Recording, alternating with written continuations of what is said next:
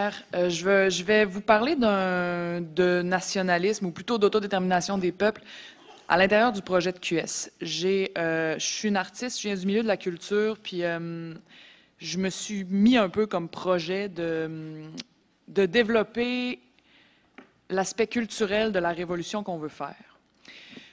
On a laissé un peu la lutte identitaire, le sentiment d'appartenance, on a un peu laissé ça à la droite dans les dernières décennies. Ça a beaucoup magané le projet indépendantiste, qui existe plus tant que ça en ce moment, qui est plus un mouvement. Puis on a laissé ça, je sais pas pour quelle raison, peut-être parce qu'on perdait ou je sais pas trop quoi, mais on a laissé l'enjeu de la culture et du désir d'appartenance à des groupes de droite, à des partis de droite, à des récits de droite qui ont fait, des récits qui sont en ce moment dominants et qui font que le Québécois va s'imaginer que, là j'y vais rapidement là, parce que j'ai juste 20 minutes, mais va s'imaginer que son histoire, il est sur son territoire et il est menacé par l'arrivée d'immigrants, il est menacé par l'ennemi intérieur, le gauchiste qui défend tout le temps les musulmans, puis les autochtones, puis les lesbiennes, puis les ci, puis les ça. Puis que là, il est vraiment menacé dans son identité par tous ces nouveaux courants qui viennent de nulle part puis qui sont nouveaux. Qui est un récit. Et dans notre lutte à gauche, il faut qu'on pense à l'écriture d'un récit concurrent qui soit plus fort que ce récit-là et qui soit cohérent, qui mette tout ça ensemble. Moi, je ne trippe pas sur le mot nationalisme. On sait qu'il y a des nationalismes offensifs, dominateurs, que souvent, quand on détermine qu'est-ce que c'est le nationalisme, on va dire c'est des features, pardonnez-moi l'anglicisme, qui s'appliquent à une nation. Moi, j'aime pas ça parce que l'humain est tout le temps en train de changer. Un humain, ça change constamment. Et c'est la même chose pour un peuple. Un peuple, c'est plein d'affaires qui changent, non seulement avec l'apport des gens qui arrivent de l'extérieur, mais aussi en lui-même. Il y a des choses qui changent, il y a des têtes fortes qui émergent, qui partent des nouvelles modes. Il y a toutes sortes de choses. Et évoluer, c'est dans la nature de l'humain. Donc, j'aime mieux parler d'autodétermination des peuples parce que là, on est vraiment dans une idée on est sur un territoire, il y a une culture entre nous. Et si on veut faire vivre ce territoire-là, aimer, respecter, prendre soin de ce territoire-là et de cette culture-là, on veut être maître chez nous. Fait que ça, c'est... souvent, je dis avec mon ami Sol, qui m'accompagne dans parce que là, je vais vous parler de comment j'espère renouveler le mouvement, faire de l'indépendantisme québécois un mouvement actuel. On dit un peuple, c'est pas du monde tout pareil, c'est du monde tous ensemble. Et c'est dans la nature du lien entre nous qu'il va falloir travailler à gauche si on veut créer un récit à gauche. On a une histoire au Québec de colonialisme des peuples autochtones, des territoires autochtones. On vient de dire qu'on est sur un territoire non cédé. Le colonialisme, qu'est-ce qu'il fait? C'est une force extérieure qui, pour des ressources et la domination du territoire, arrive, s'empare du territoire et, élément important, s'attelle à détruire la culture de ceux à qui appartiennent le territoire, de ceux qui se trouvaient là avant. Détruire la culture, c'est détruire les liens entre les gens. La culture, c'est quoi? C'est ce qu'on fait ensemble quand on n'a rien à faire d'autre. C'est ce qu'on fait ensemble quand notre temps est libre, quand notre temps n'est pas pris par, aujourd'hui on pourrait dire le productivisme. Autrefois, avec les Autochtones, on a pris le temps des enfants, on les a envoyés dans des pensionnats, puis on s'est assuré que la culture ne puisse pas se créer, se perpétuer entre les enfants et les parents. Aujourd'hui, enfants, adultes et jusqu'à la retraite, notre temps a été happé par le productivisme, par le capitalisme, par le néolibéralisme, qui lui aussi est une force qui arrive de l'extérieur. Maintenant, ce n'est plus nécessairement des nations ou des églises catholiques. Maintenant, ça va être des transnationales, des multinationales, des pouvoirs très, très forts, qui vont dire, ce territoire-là, je veux pouvoir faire ce que je veux dessus, et je n'ai aucun scrupule à détruire la culture pour m'assurer d'avoir le contrôle là-dessus. Notre culture en ce moment... Combien de chansons que vos parents vous chantaient quand vous étiez enfant connaissez-vous par cœur? Combien de recettes de vos parents connaissez-vous par cœur? Quand est-ce qu'on danse ensemble? Est-ce qu'on danse plus ou moins qu'avant? Tout ce qui se trouve entre nous, qui est la culture, qui est aussi les liens entre nous, ont été maganés par ce qu'on appelle l'atomisation des sociétés, l'individualisme. Tout ça est amené par le travail, l'obsession du travail, une espèce de workaholisme généralisé qui est lié au néolibéralisme et par la consommation. Donc, pour moi, ce que nous vivons aujourd'hui, ce que tous les peuples du monde à peu près sont en train de vivre aujourd'hui, la destruction de leur territoire, l'exploitation de leur territoire et des attaques directes à ce qui les tient ensemble, à la culture, c'est une suite logique du colonialisme qui a commencé un peu, chez les Autochtones, en Afrique, en Asie, à plein d'endroits, et qui maintenant s'attaquent à la terre entière. On disait que le but avoué au Canada, la politique pour les Autochtones, d'envoyer les enfants dans des pensionnats, c'était de tuer l'Indien dans l'enfant. Bien, on est arrivé tranquillement, puis là, évidemment, c'est moins violent pour nous, puis je ne veux pas du tout comparer les deux réalités, mais la suite est quand même là. On arrive maintenant à détruire les cultures par amour du cash ou de l'exploitation. Et on a tué dans les Québécois, comme dans plein d'autres peuples dans le monde, quelque chose qui fait mal. Là, je parle souvent du temps libre ou de ce qui se crée entre nous, de la communauté, mais ça fait mal, puis on voit les effets de tout ça. On voit la perte de sens, la désorientation, des gens qui s'accrochent à n'importe quelle forme d'identité pour se sentir être pas tout seul. On voit les ravages de la solitude. Des médecins parlent des ravages de la solitude qui sont plus dommageables pour la santé que l'alcoolisme, l'obésité, le tabagisme. La solitude est un fléau grandissant à une vitesse hallucinante.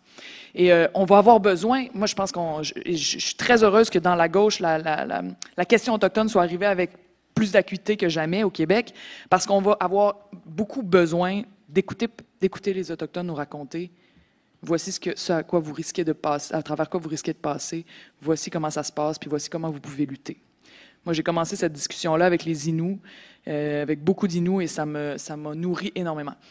Donc, maintenant, ma vision pour QS, c'est je veux ramener l'indépendantisme québécois dans une vision de gauche et réécrire le récit indépendantiste québécois. Malheureusement, dans les dernières décennies, le récit indépendantiste s'est embourbé. C'est comme si, après avoir perdu 2 fois, ceux qui avaient tout donné se sont dit, puis là je généralise encore parce qu'on n'a pas énormément de temps, se sont dit, on a tellement tout donné, si on n'a pas réussi, ça doit être parce que ça se peut pas. Et là, la force n'était plus tant présente pour continuer. Fait qu'il y a des indépendantistes qui ont dit je vais faire du free riding sur ce qui est à la mode en ce moment. L'islamophobie, une identité exclusiviste, vraiment, qui a finalement tué le mouvement. En ce moment, on dit qu'il y a un mouvement indépendant. Des gens s'autoproclament nous sommes le mouvement indépendantiste. Si ce n'est pas un mouvement, c'est un groupe de personnes, mais il n'y a pas un mouvement. Et nous, on est en train, à Québec solidaire, de se réapproprier cette question-là, parce qu'à Québec solidaire, il y a un mouvement autour de nous. Même moi, je suis à Québec. Rappelez-vous l'idée que vous aviez de Québec il y a 3 ans. J'espère qu'elle a changé un peu. Mais il s'est passé un vrai mouvement à Québec. C'est comme la 2e ville du Québec. Il s'est passé un réel mouvement. Énormément de jeunes sont nés à la politique à ce moment-là. On est, pour parler vite, trendy, puis d'un point de vue intellectuel et de lutte. Et ça, c'est une bonne chose. Puis moi, je veux profiter de ça. On est nombreux à QS en ce moment à réfléchir à ça puis à commencer à faire ça. Je veux profiter de ça pour dire, l'indépendance, c'est aussi un projet. Je sais que l'indépendance, je sais que l'indépendance est démodée par les dernières décennies, ce qui est arrivé. Maintenant, on va la remettre à la mode, comme genre les gens de la musique underground qui s'habillent avec des affaires qu'on dit « Voyons, c'est donc ben lettre », puis 5 ans plus tard, le Simons vend juste ça, tu sais. Fait que c'est un peu ça l'idée qu'on va faire. Donc, mais pour avoir une vision vraiment de gauche, on ne peut pas juste prendre puis copier-coller ce qui était une réalité autrefois. Pierre vient d'en parler. Là, on est engagé dans une lutte pour le climat, donc qui est une lutte pour le territoire aussi. Et l'urgence climatique, comme on l'appelle, est en train de se transformer en crise sociale mondiale. Il y a un mouvement contre les pipelines, contre l'exploitation du pétrole, contre le développement des autoroutes, contre tout ça. Ça, c'est un mouvement d'attachement à son territoire. Ça ne devrait pas exister ici. Des gens qui font de l'argent, qui n'habitent pas ici, ne devraient pas décider ce qui se passe dans ma ville, dans mes campagnes, sur mon territoire, etc. Et cette lutte-là est internationale. Pour moi, c'est un peu l'équivalent contemporain, différent, mais l'équivalent contemporain en termes d'énergie du mouvement anticolonialiste des années de la Révolution tranquille. Parce que, partout, les peuples colonisés luttaient pour leur indépendance politique. Puis au Québec, on s'inspirait directement d'eux, et ça profitait à la Révolution tranquille. Et rappelons-nous quand même moi, ce que j'aime, parce que là, on est encore dans un mouvement QS, on sait qu'on est quand même pas mal un mouvement de jeunes, puis on en est fiers parce que ça représente l'avenir, mais on ne réussira pas ça tout seul en tant que jeune. Et moi, j'aime ça me relier à ce qui s'est passé avant. Un des récits de la Révolution tranquille, peut-être le plus fort. Les indépendantistes les plus radicaux de cette époque-là passaient pas leur temps sur Internet à traiter le monde de multiculturalistes vendus. Il allait s'entraîner en Algérie, il allait rencontrer les Black Panthers aux États-Unis. Il y en a qui beaucoup lisaient les penseurs africains, martiniquais, latino-américains de la décolonisation. Ils rassemblaient leur communauté, ils organisaient des mobilisations. Il y avait même une libération sexuelle collée à ça.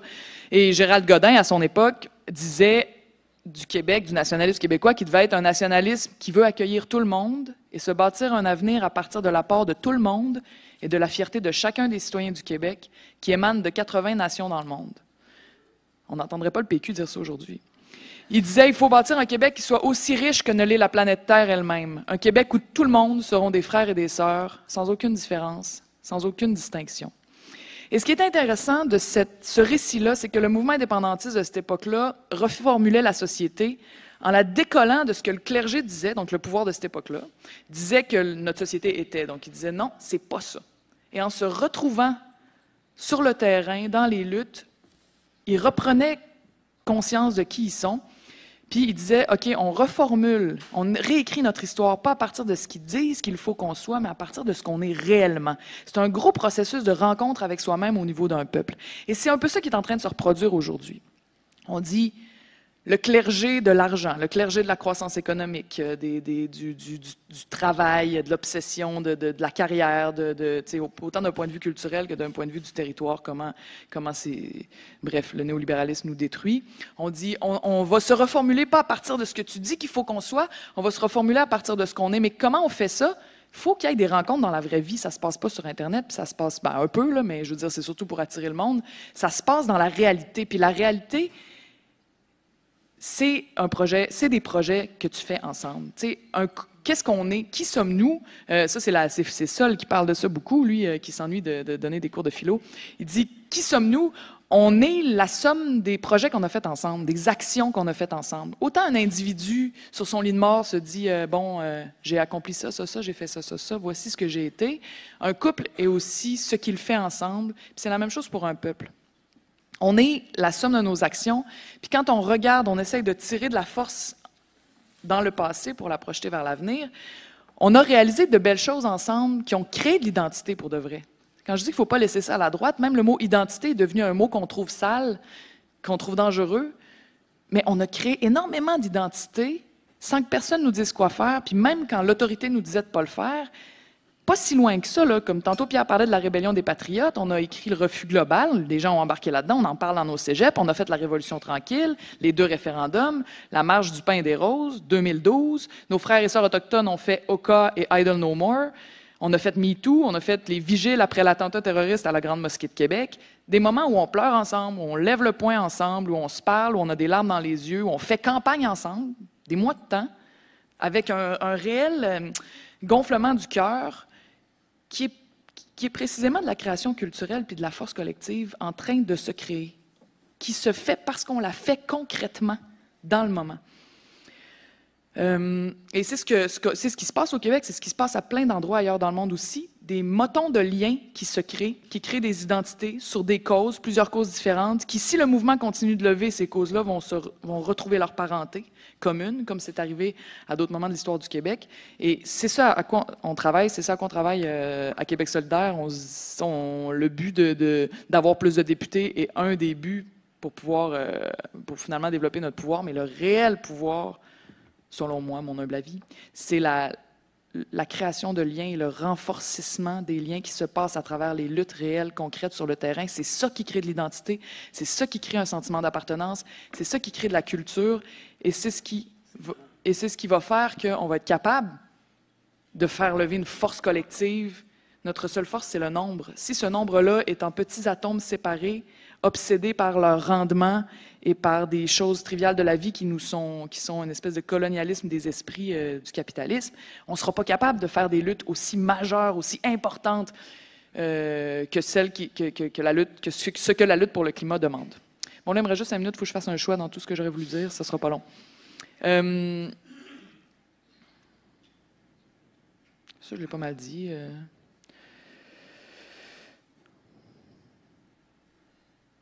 Le lien entre le territoire et la culture aussi est important. En ce moment, on part de la lutte pour le climat et quand tu dis le territoire se fait scraper, c'est directement la culture qui est atteinte aussi. On serait-tu Québécois, Québécoises si on n'avait pas les hivers, si on n'avait pas la noirceur à partir de 3h30 l'hiver, si on n'avait pas le fleuve, si on passait pas du temps dans le bois pour se retrouver quand on file pas bien, si on était... Et ça, c'est quelque chose qui me fait du bien parce que, tu sais, je vois les oies passer au printemps puis je fais... Ça me rentre dedans. Je serais-tu Québécoise s'il n'y avait pas ça, s'il n'y avait pas l'île d'Orléans, s'il n'y avait pas tout ça? Non, c'est clair. Et donc, cette chose-là, le territoire et la protection du territoire et l'amour du territoire me relient à tous ceux qui sont au Québec, même ceux qui ne parlent pas français, me relient aux Autochtones qui aiment ce territoire-là depuis tellement plus longtemps que moi et qui peuvent m'en apprendre là-dessus. C'est les Inuits, d'ailleurs, qui m'ont fait réaliser ça, qui me disaient, tu sais, quand on bloque des routes pour empêcher des projets d'exploitation de passer, c'est pas parce qu'on aime ça avoir l'air de des punks, c'est parce que si le territoire meurt, ça ne sert à rien de dire qu'on est autochtone.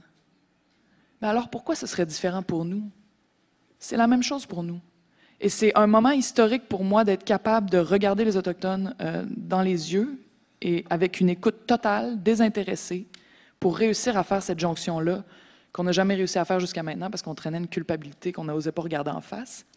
Et là, si on arrive en disant, bien, si on lutte pour le territoire, on peut peut-être, si on est sincère dans notre lutte pour le territoire, on peut créer des liens qui soient forts aussi, qui soient... D'ailleurs, dans notre projet indépendantiste à Québec solidaire, ce désir-là est profondément intégré, puis on pense à toutes sortes de possibilités. C'est une assemblée constituante avec les peuples autochtones qui parleraient en tant que peuple, l'assemblée représenterait vraiment la société. On pourrait élaborer des projets comme, par exemple, un État québécois, donc indépendant, mais fédéral, où, sur la Côte-Nord, par exemple, tous les jeunes enfants blancs apprennent l'inou à l'école, par exemple, et d'autres trucs comme ça. Il me reste combien de minutes? OK, il faut... Bon, la lutte pour le climat, là, je vais y aller de façon super concrète. Pourquoi il faut faire l'indépendance? Si on est dans la lutte pour la protection du territoire et pour la protection de la culture, selon ce que je viens de vous dire, pour moi, c'est les deux pans les plus importants de la survie, carrément. On est dans un État qui nous empêche de faire ça. Déjà, il y a une centralisation du pouvoir qui est en dehors de nous, d'où est-ce qu'on est, nous, sur notre territoire. Mais en plus, au Canada, le lobby pétrolier est tout puissant. Le Canada s'est bâti sur l'exploitation.